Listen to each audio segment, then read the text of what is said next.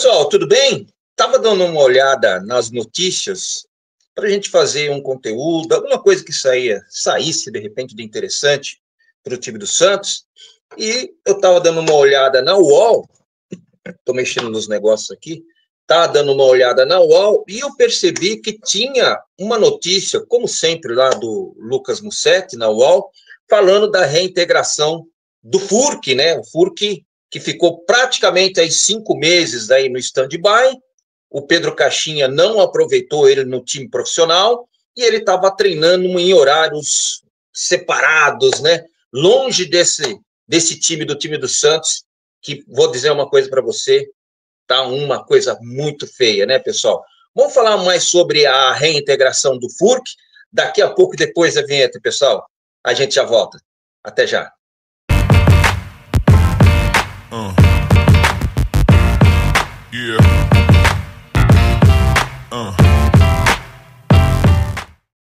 Salve, torcedor santista! Vamos juntos falar sobre o time do Santos.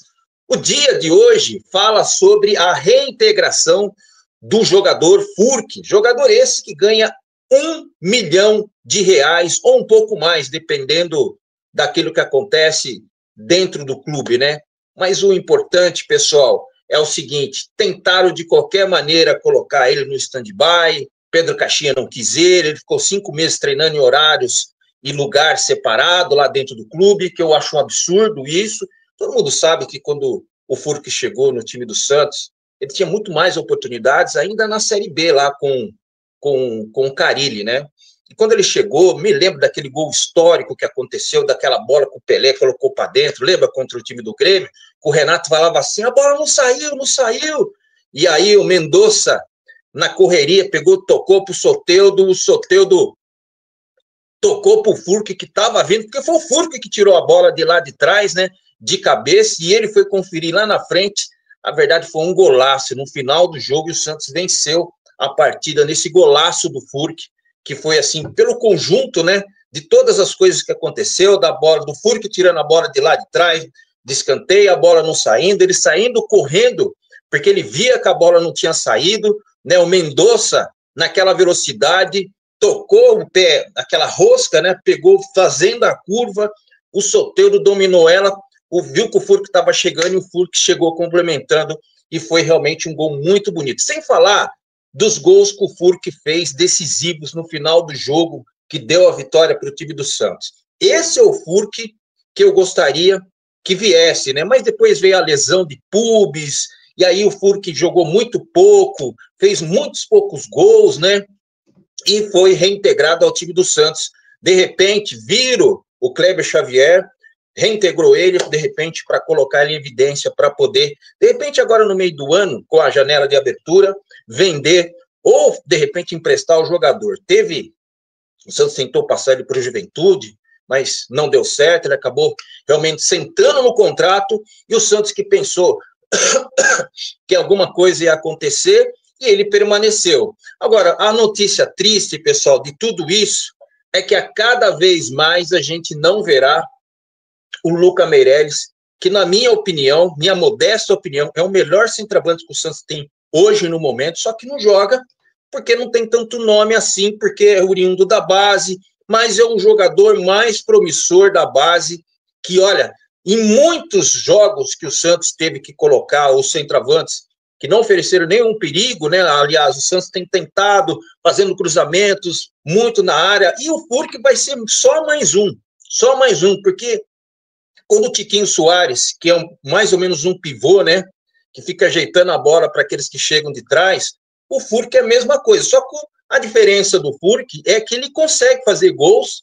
e ele se joga, é muito bom de cabeça, tem furo do gol, né, realmente está na hora certa, no momento certo, só que não tem velocidade, pessoal, igual o Tiquinho Soares. Então, dizemos assim, que é um reserva imediato, se não joga um, não joga o outro, de repente, pode ter uma oportunidade do tipo, mas que quando a gente vê centroavantes desse naipe reintegrado no time do Santos, a gente pensa o seguinte, vai ter chuveirinho na área, né?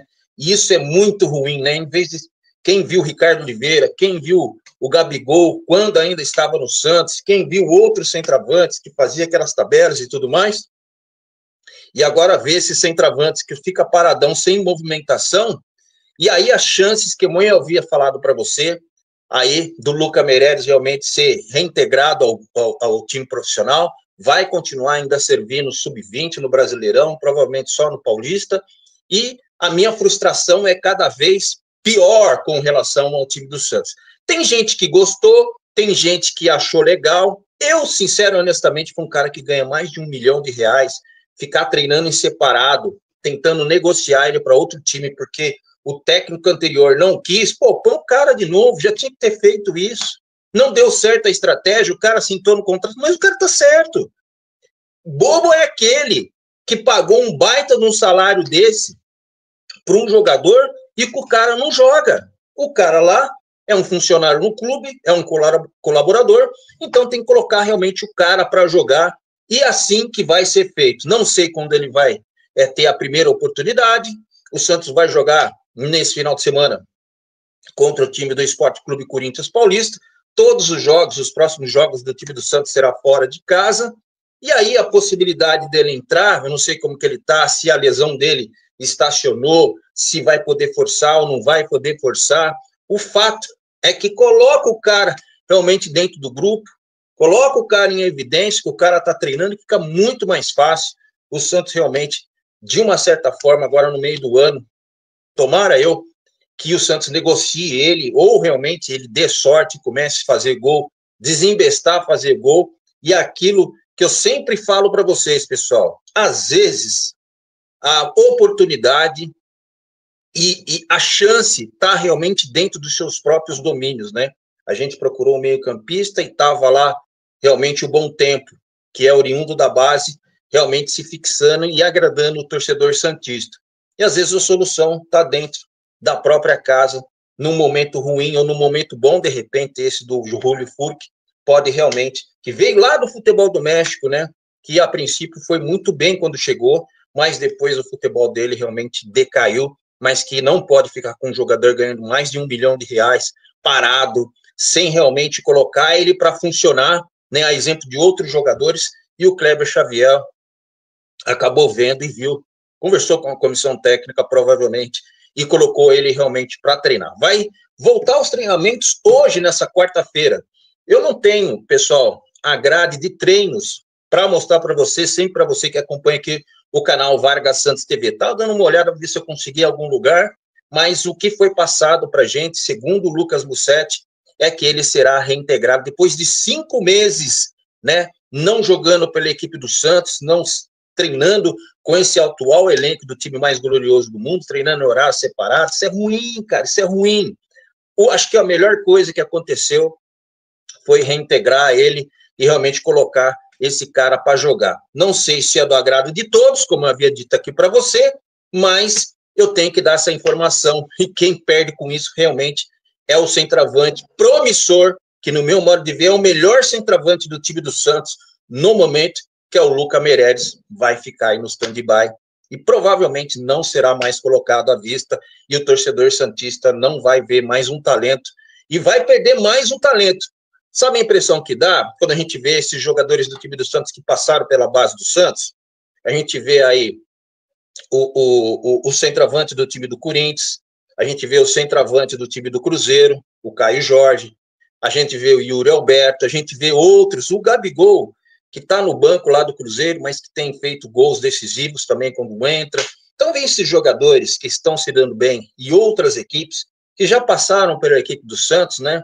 Estão aí dando sopa, sopa não, dando alegria para os seus torcedores das suas equipes, e a gente vê um centroavante que poderia ser realmente valorizado dentro dos seus domínios, realmente vai ficando no stand-by, e quem perde com isso, infelizmente, é o torcedor santista. Se inscreva no canal, ative todas as notificações, dê o seu like, que é importante, principalmente, faça aí os seus comentários. Meu nome é Vargas Joaquim, abraço para você, e até o próximo conteúdo, pessoal. Tchau.